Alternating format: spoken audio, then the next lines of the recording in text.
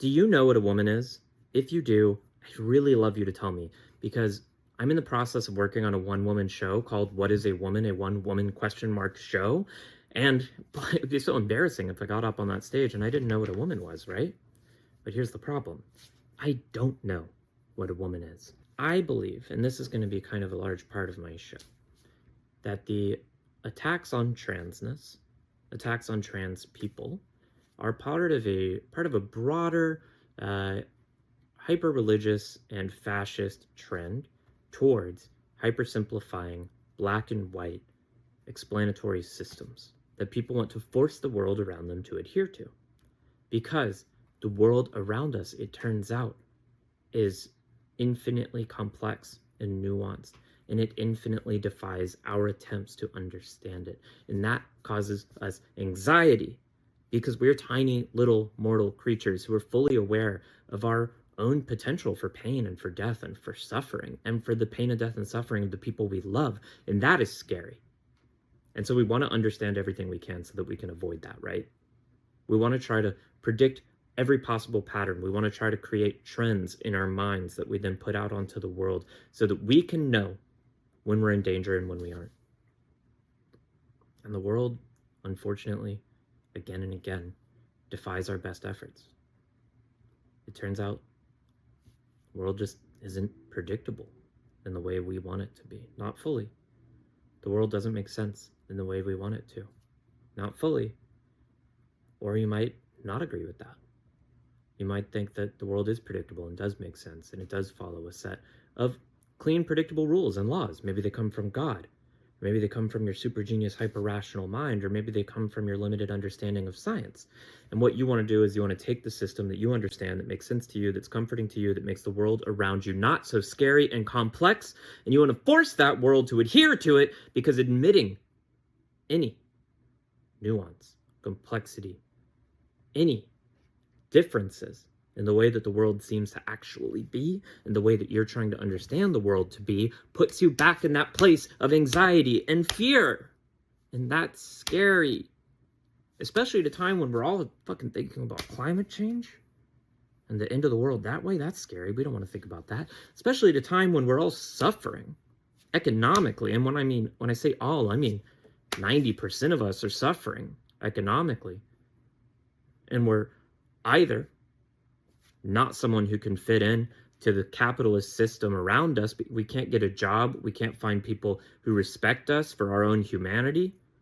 We either refuse, and we either live in poverty, we live on the streets, or we happen to be lucky enough to be supported by people who were able to find success or who have inheritable money.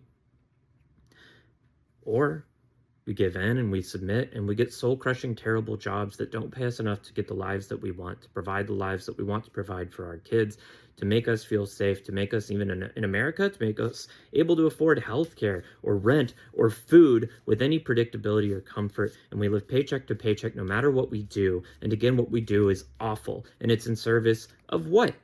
It's in service of marketing some product that nobody actually needs. It's in service of making more efficient the warehouse shipping protocol of a company shipping bullshit that nobody needs from a factory on the other side of the world, made by people that we assume are probably slaves that we don't want to think too much about, to other people on the other side of the world who don't need it but are just trying to fill this empty void that you're so afraid of in your own life with the empty, meaningless crap that they buy on Amazon. That shit's scary. That shit's confusing. That shit doesn't make sense. Why is this the world we live in? And you know what else that shit is? Big. Powerful. We're not going to break that system. Why would I think that shit's the problem when I know there's nothing I can do about it? And I've been told my whole life that's good. That's what I want to be. I want to be Jeff Bezos. I want to be the person turning the world into this horrifyingly confusing, nonsensical nightmare for the rest of us. That's good, actually. And so if that thing that doesn't make sense actually has to be good, well, maybe it's this other thing that doesn't make sense in my system that has men and women and more often than not straight men and women who get straight married and have children, which is what I did, and it doesn't really bring me happiness because I'm kind of miserable in my marriage and my kids kind of suck. And I have to spend my whole life working in, again, this confusing fucking system just to put food on the table that they don't appreciate. And then they go to schools where they might come home fucking dead in a body bag because another kid in their class shot them to death because that kid read too much fucking Nazi propaganda on Discord. No, this life doesn't make me happy, but it's what I'm supposed to be. This is what's good. This is what I'm supposed to do, right? It has to be. Or else why am I doing it? Am I the fucking idiot who's forcing myself to live by these restricted prescriptive ways, even though it doesn't actually make my life the life I want it to be? My one limited, unique, special, God-given maybe life. My one magical chance to be conscious of the universe. And I spend my time going to an office where I'm the person who edits the copy on Instagram posts of a business-to-business service that promises to consolidate all of your different cloud task management systems. And that's how I'm spending my one unique life. That can't be a mistake. That has to be good. That has to be good. My life has to be good. I have to be doing my life right. So you know what's wrong? The people who don't do it. The people who tell me that I don't have to be doing this. Because if they're right, then I'm stupid. Maybe. Or I'm wasting my everything. So the people who say that there aren't just men and women, that you aren't bound prescriptively from birth to live out this one kind of life, that the life I'm living isn't the life of maximal goodness, morality, and happiness that I could have lived, they have to be wrong. I'm sorry, they have to be wrong. There's men and there's women, and men and women get married, and they have kids, and they get jobs, and that's what makes for good, and they provide for their kids, and that's what's good, and I'm good, because that's what I'm doing, and climate change? I can't think about climate change? And oh my God, is my kid gonna get shot by a fucking Nazi? I can't think about all that. But you know what I can think about? Trans women in sports. Boy, that's such a completely divorced from my own life non-issue that I can think about that without spiraling, and that's what I'm going to care about, and that's what I'm going to vote about, baby. Because I know what a woman is. Yeah, I know what a woman is.